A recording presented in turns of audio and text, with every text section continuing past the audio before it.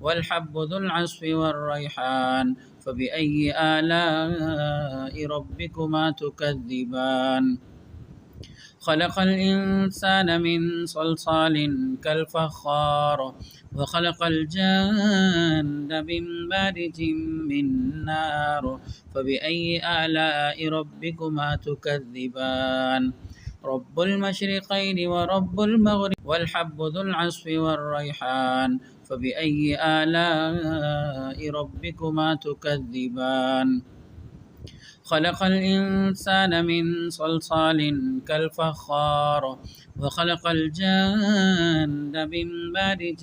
من نار فبأي آلاء ربكما تكذبان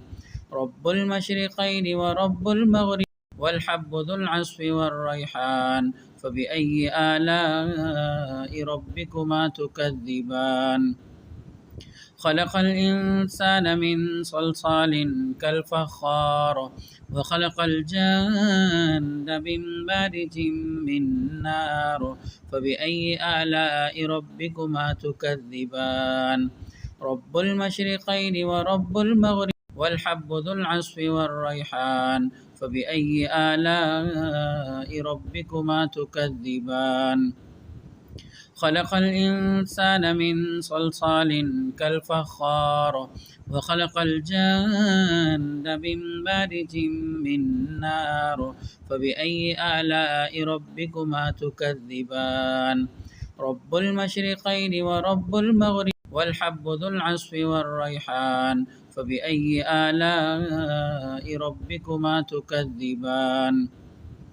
خلق الإنسان من صلصال كالفخار وخلق الجان من مارج